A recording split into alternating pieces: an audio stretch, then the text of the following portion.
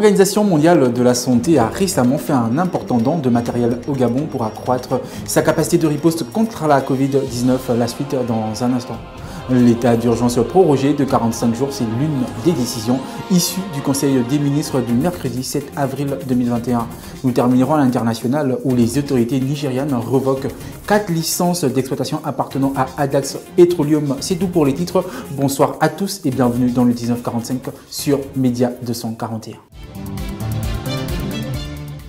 L'Organisation mondiale de la santé (OMS) a doté le Gabon de matériel biomédical d'une valeur de 160 millions de francs CFA ce 6 avril 2021 dans le but d'intensifier la riposte contre la pandémie de la Covid-19. Le professeur Romain Choi, coordinateur technique du comité de pilotage du plan de veille et de riposte contre l'épidémie à coronavirus au Gabon, COPIL, a réceptionné ce matériel des mains du représentant de l'Organisation mondiale de la santé au Gabon, Magaran Monzo Bagayoko. L'OMS vient de remettre au comité de pilotage un lot de matériel qui est composé de matériel biomédical, d'oxymètres, de concentrateurs d'oxygène, de respirateurs et de ventilateurs. Et un deuxième lot qui est constitué d'équipements de protection personnelle, de blouses de protection, de masques et de gants, a indiqué le représentant de l'Organisation mondiale de la santé au Gabon.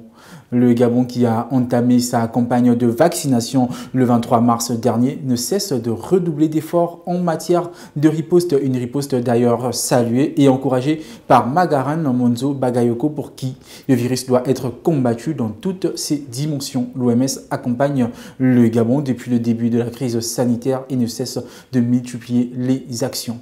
Au Gabon, dès le lancement de l'alerte par l'OMS, le bureau pays a apporté son expertise afin de renforcer les capacités de préparation et de réponse à la Covid-19. Ainsi, avant la notification du cas index, un appui substantiel a été apporté au pays pour l'amélioration du plan national de préparation et de riposte. Comme je vous le disais, l'annonce a été faite lors du Conseil des ministres du mercredi 7 avril 2021. En raison de la situation épidémiologique, le gouvernement a décidé de proroger l'état d'urgence de 45 jours. Conformément à la loi numéro 024/2020, le gouvernement a adopté le projet de loi portant prorogation des mesures de prévention, de lutte et de riposte contre la Covid-19. Les Gabonais et Gabonaises devront donc attendre encore un peu de temps avant une reprise du cours normal de la vie. La situation épidémiologique pas très rassurante n'aura pas laissé d'autre choix au gouvernement que de proroger l'état d'urgence. En effet, à la date du 7 avril, le nombre de nouveaux cas positifs de Covid-19 au Gabon était estimé à 402. Ainsi donc, le couvre-feu et tout le lot de restrictions imposées par l'état d'urgence sont en passe d'être maintenu en cas de validation de ce projet de loi, une situation qui risque bien de ne pas être du goût des populations déjà à bout de souffle. Et pourtant, pour faire baisser la courbe de contamination, les actions entreprises par le gouvernement ont permis de procéder le 23 mars dernier au lancement de la campagne de vaccination.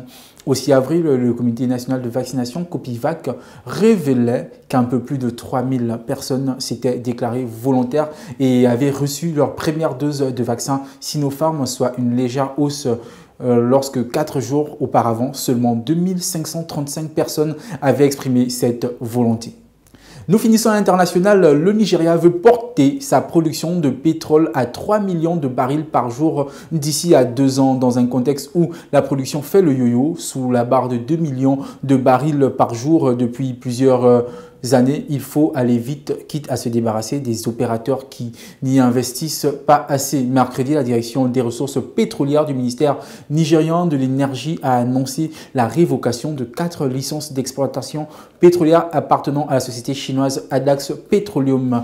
Il s'agit des blocs OML 223, 123, 124, 126 et 137. Sarki Aoula, le directeur de la DPR, a expliqué dans un communiqué publié sur le site de l'organe que cette décision décision est due à un développement insuffisant des ressources de ces périmètres par l'opérateur. Il a été découvert que plus de 50% des actifs étaient restés sous-développés. Cela a entraîné une importante perte de revenus au gouvernement fédéral, a-t-il affirmé, avant d'expliquer que les premières raisons d'une révocation est de découvrir que l'actif n'est pas développé conformément aux directives commerciales. Dans ce cas, il s'agit d'un sabotage économique conformément aux droits positifs en vigueur dans le pays. Les licences ont été aussitôt réattribuées à Kazatec Energy et Salvik Petroleum Resources. Selon des données fournies par Adax, 3 de ces blocs sont en production. La licence OML 123 possède 11 champs avec 80 puits en production. La licence OML 124 abrite 15 puits en production et le bloc OML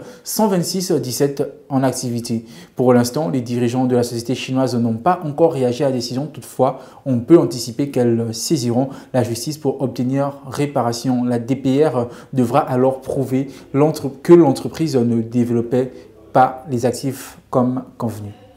C'est sur cette information que nous mettons un terme à cette session. J'étais ravi de l'avoir présenté. On se dit à demain pour un autre numéro. D'ici là, portez-vous bien et surtout n'oubliez pas, respectez les gestes barrières pour freiner la propagation du coronavirus.